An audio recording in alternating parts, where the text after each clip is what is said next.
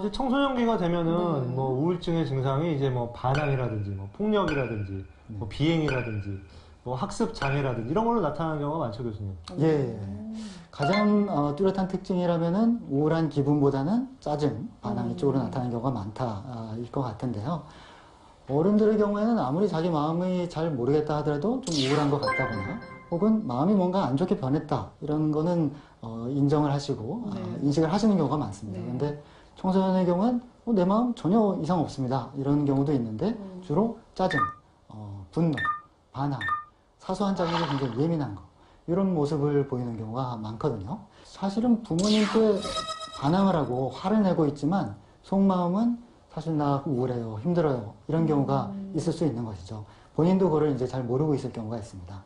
네, 그것뿐만 아니라 조금 어떤 집중력이 저하돼서 꼭 ADHD처럼 보이는 경우도 일시적으로 있을 수가 있고요.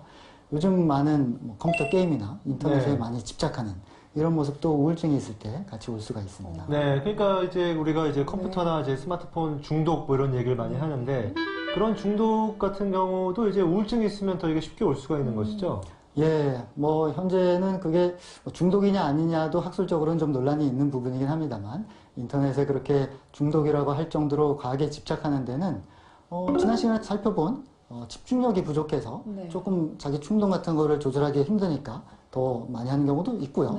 근데 말씀하신 것처럼 아이가 우울하고 한편으로는 그거 말고는 뭐 어디 즐거운 거 찾을 것도 없고 할 수 있는 것도 잘 없는 것처럼 느끼고 그러면서 이제 거기에 과하게 몰두하는 경우가 있습니다.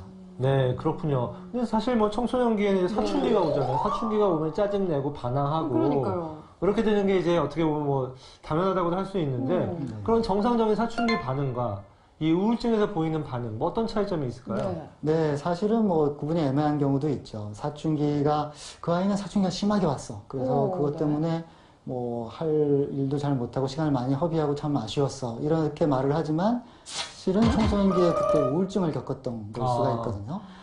몇 개 정도가 해당이 되는지를 한번 꼽아보시기 바랍니다.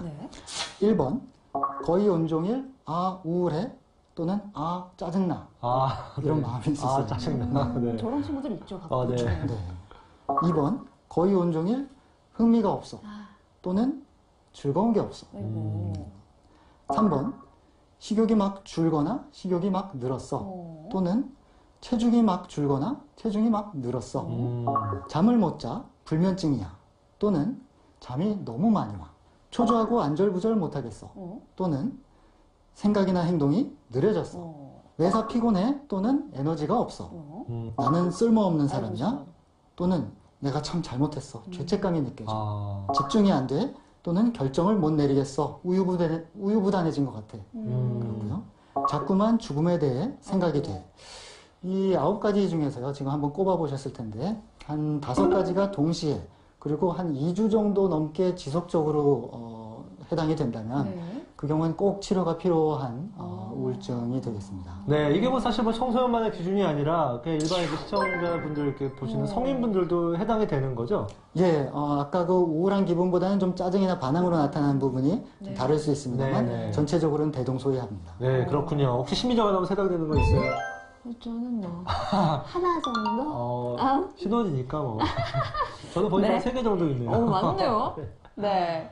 이 소아기, 청소년기의 우울증을 제때 치료하지 않으면 이게 뭐 얼마나 큰 문제가 되는지 궁금합니다. 물론 버티고 치료를 안 받으면 치료가 돼서 나아지기까지의 기간도 훨씬 길어지고 또 좋아지더라도 부분적으로 좋아졌다가 다시 재발하고 이런 경우가 더 많을 수가 있죠.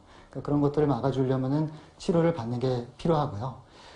그 기간이 늘어난다. 그럼 무슨 문제가 있느냐? 성인도 마찬가지입니다만 청소년기에는 그 시기가 얼마나 중요합니까? 그럼요. 학습도 해야 되고 또 친구 사귀는 법도 배워야 되고 또 실제로 그 친구가 평생 가는 경우도 많고 부모님과의 어떤 즐거운 추억 만들고 부모님과의 관계 이것도 굉장히 오랫동안 부모님과의 관계가 이제 중요할 수가 있고요. 그러다 보면 그걸 바탕으로 해서 자존감 또 그 자존감이 추후에 우울증이나 불안증을 예방하는 어떤 마음의 자양분이 되거든요. 그런 것들을 습득해야 되는 청소년기이기 때문에 우울증을 그냥 방치하고 오랜 시간을 보내는 것은 이제 평생의 자양분을 손해보는 거라고 볼 수가 있겠습니다.